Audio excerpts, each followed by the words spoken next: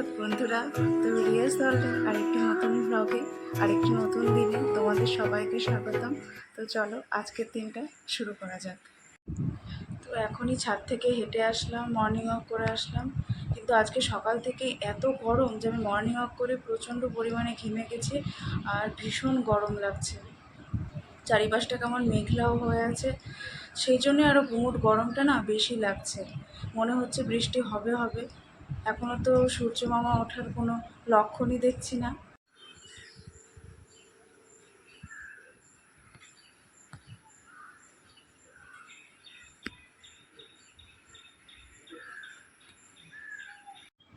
আর বিছানাপত্রগুলো কিন্তু আমি এখনও গুছিয়ে উঠতে পারিনি, যেহেতু এতক্ষণ ছোটো বোনও ঘুমাচ্ছিল। তো সেই জন্যে কিন্তু আমার বিছানাটা আজকে তোলা হয়নি। বিছানা না তুলে আমি আজকে হাঁটতে চলে গিয়েছিলাম। তো এখন ঘরে আসলাম, বিছানাটা গুছিয়ে নেব। আর রাত্রিবেলা যেহেতু প্রচণ্ড গরম লাগছিল, তো ছোটো বোনেরও কিন্তু ঘুম হয়নি। সেই কারণে ওরও একটু ঘুম থেকে উঠতে দেরি হয়ে গেছে। তো টিউশন ছিল, সেখানে 5 মিনিট একটু লেটও হয়ে গেছে। তো চলো এখন বিছানা গুছিয়ে নিই, তারপর আবার কথা বলছি।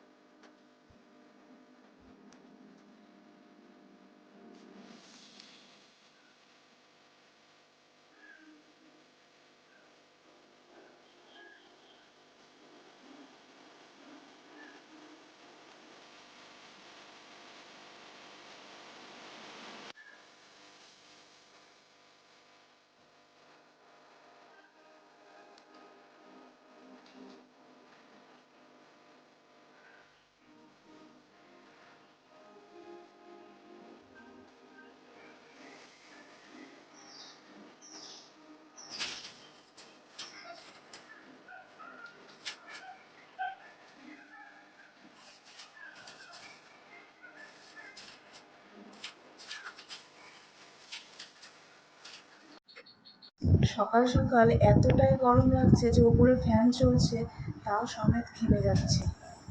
আর রাত্রিবেলা এত গরম দেয় যে তার জন্যে গরমের জন্য মশারি টাঙাচ্ছি না। ওদিকে মশারি না টাঙালে মশার উপদ্রব হচ্ছে। অল আউট চালানো আছে, তবুও কিন্তু মশার উপদ্রব কিছুতেই কমছে না। তো ঘুমের ভীষণ ব্যাঘাত ঘটছে। তার জন্য সকালবেলা উঠতে উঠতেও একটু দেরি হয়ে যাচ্ছে। আর ছোটো বোনের পড়া থাকে, পড়তে যেতেও দেরি হচ্ছে। তো চলো তারপর অন্যান্য কাজকর্মগুলো করে নিই, তারপর আবার তোমাদের সাথে কথা বলছি।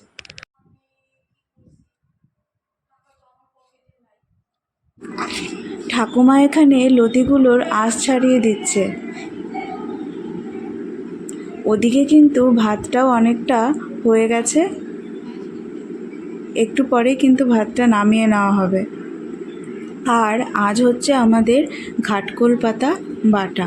একে অনেকে খারকোলও বলে থাকে। এটা বাটা খেতে কিন্তু দারুণ লাগে।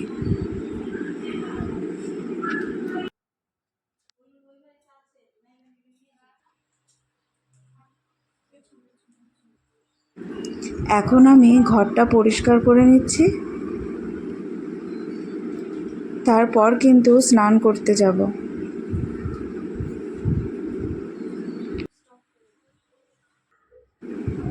স্নান টান করে এখন কিন্তু চলে আসলাম ঠাকুর ঘরে পুজো দিতে।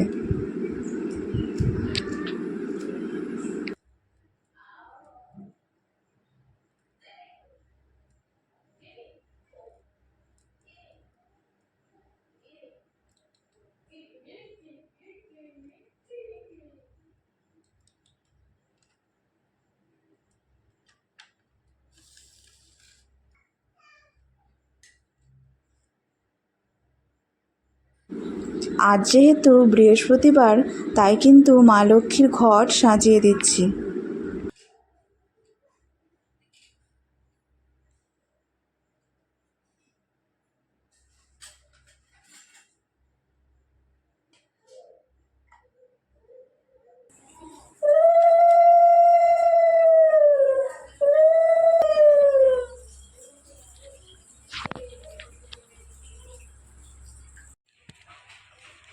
স্কুলে যাওয়ার জন্য রেডি হয়ে এখন যাচ্ছি কিন্তু বাস স্ট্যান্ডের দিকে, বাস ধরবো বলে। আর বাসটাও পেয়ে গেছি।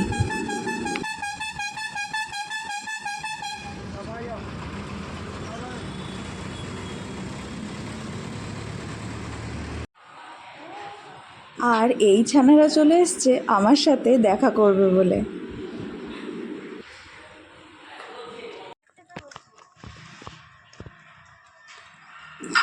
স্কুল থেকে বাড়ি ফিরে খাওয়া দাওয়া সেরে সাথে সাথেই কিন্তু বুনুকে নিয়ে বেরিয়েছি আবার গানের টিউশনে।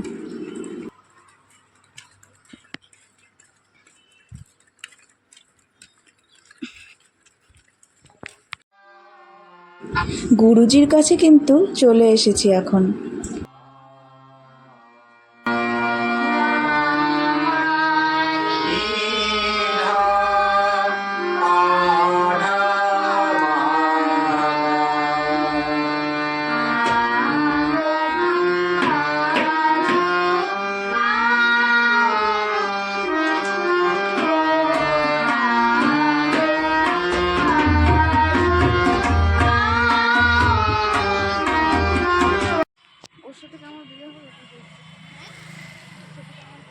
গানের টিউশনি শেষ করে এখন রওনা দিলাম বাড়ির উদ্দেশ্যে।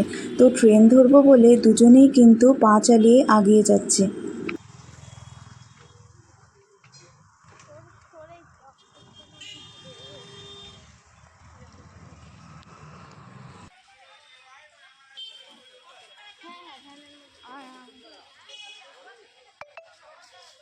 স্টেশনে চলে এসেছি আমরা, আর ট্রেনটাও কিন্তু দেখি দাঁড়িয়ে আছে। ট্রেন থেকে নেমে বাড়ি ফেরার উদ্দেশ্যে যখন হাঁটছি তখন মাঝ রাস্তায় দেখা হলো মা আর বোনের সাথে। তো মা আসছিল বাজারে, বললো চল আমাদের সাথে বাজারে যাবি। তাই কিন্তু মার সাথে আবার বাজারে চলে আসলাম। এখানে মা কিছু পটল, আম ও সবজি কিনে নিল। আর আমার মা কিন্তু দরদাম করতে বেশ ওস্তাদ। তো এখন আমরা সবাই বাজার করে টোটো চড়ে বাড়ি ফিরে যাচ্ছি। আর আমার মেঘ বাবাও কিন্তু টুলু টুলু চোখে তাকিয়ে আছে। এখন এই সবেমাত্র বাজার থেকে বাড়ি ফিরলাম। তো এতটাই খিদে পেয়ে গেছিলো যে মানে বাড়ি এসে জামা কাপড় না ছেড়ে আমি মাকে বললাম আগে যে তুমি আমাকে খেতে দাও, তারপর খেয়ে নিই, পেট ঠান্ডা হোক, তারপর মাথা ঠান্ডা হোক, তারপর সব কিছু করবো। তো এখন যাব, গিয়ে স্নান টান করে নেবো। আর আজ তো বৃহস্পতিবার, লক্ষ্মীবার, তো পাঁচালি পরবো, সন্ধ্যা দেবো, অনেকটাই সেখানে সময় লাগবে। তো চলো তারপর কথা বলছি তোমাদের সাথে।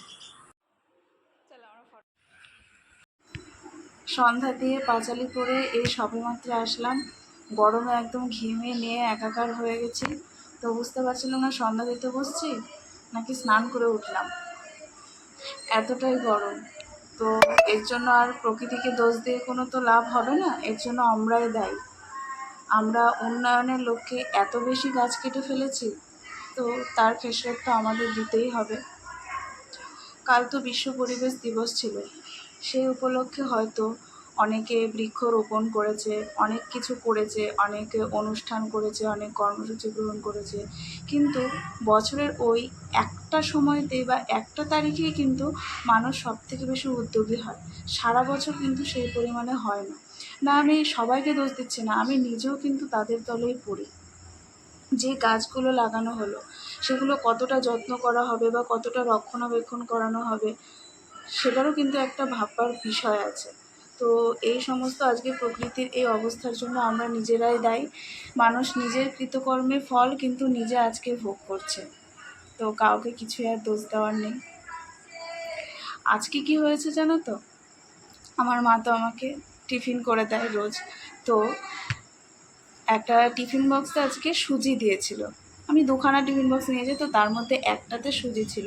তো টিফিন বক্সটা ভালো করে আটকানো ছিল, এবং আমি যখন ব্যাগে ভরছি তখনও দেখলাম যে ভালো করেই আটকানো। কিন্তু হঠাৎ করে কখন কি হয়েছে বুঝতে পারলাম না। যখন আমি বাসে উঠে কন্ডাক্টরকে আমি ভাড়া দিতে যাব, আমি ব্যাগটা খুলছি, দেখি ব্যাগের ভেতর সমস্ত সুজি পড়ে রয়েছে। আমার পার্স তো সুজিতে মাখামাখি হয়ে গেছে, মানে ব্যাগের ভেতর যা যা ছিল সমস্ত কিছুই কিন্তু সুজিতে মাখামাখি হয়ে গেছে। আজকে সুজিটা আর আমি খেতে পারিনি, তো আমার ব্যাগটাই সমস্ত সুজি খেয়ে নিয়েছে। তো তো কী আর করবো, এখন কন্ট্রাক্টরকে আমি ভাড়া দিতে গেলেও সেই পার্স থেকে মানে এমন পরিস্থিতি যে টাকা বের করা কিছুতেই আর সম্ভব হবে না। তখন আরেকজনের কাছ থেকে নিয়ে তারপর সে দিলাম, অনেক কিছু করার নেই আর। তারপর স্কুলে গিয়ে ব্যাগে যা যা ছিল সমস্ত, এমনকি মানে পার্স তো সমস্ত জিনিস বের করে আমি আগে ধুলাম। তারপর ব্যাগটাকে ভালো করে ধুয়ে স্কুলের ছাদে গিয়ে শুকোতে দিয়ে আসলাম। আর বাকি জিনিসগুলো ঘরের মধ্যে হাওয়ায় দিয়ে দিলাম, শুকিয়ে গেল আস্তে আস্তে। দিয়ে তারপরে আমি মানে সেগুলো আমি ঠিকঠাক করতে পেরেছি, মানে আমি বাড়ি আসতে পেরেছি ওই ব্যাগটা নিয়ে। নাহলে আমি ভাবছিলাম যে এই ব্যাগটা নিয়ে আমি আজকে বাড়িতে ফিরবো কী করে, বা পার্স খুলতে গেলেই তো মানে টাকা পয়সাতেও আমার মানে ওই কি বলবো সুজিটা লেগে যেত, মানে এমন অবস্থা। সেই টাকাটার ব্যবহার করার মতো জায়গায় থাকতো না। মানে আমার যে ছাতাটা ছিল সেটাও আমি ব্যাগের ভেতর ভরে রাখি, তো সেই ছাতাটাতেও সুজি মাখামাখি হয়ে গেছে। নিচে আমার মা মেঘসোনাকে আদর করছে, হয়তো তার আওয়াজ পাচ্ছ কিছু কিছু। তো মেঘসোনা আজকে আম খাবে বলে ওই জন্য দুষ্টুমি করছে। ওকে মা কিছুতেই সামলে রাখতে পারছে না, দেখছে আমার ঠাম্মাকে আম খেতে, তো ও এখন সেখানে গিয়ে আম খাবে। এই হলো পরিস্থিতি। তো চলো আবার পরে কথা বলছি। এখন অনেকটাই রাত, তো ভীষণ মাথা যন্ত্রণা করছে, আর কিছু ভালো লাগছে না, এখনই ঘুমিয়ে পড়বো। তো আজকের ভ্লগটা এখন এখানেই শেষ করলাম। ভ্লগটি যদি ভালো লেগে থাকে অবশ্যই লাইক করে দিও, শেয়ার করে দিও, আর চ্যানেলটাকে কিন্তু অবশ্যই অবশ্যই সাবস্ক্রাইব করো।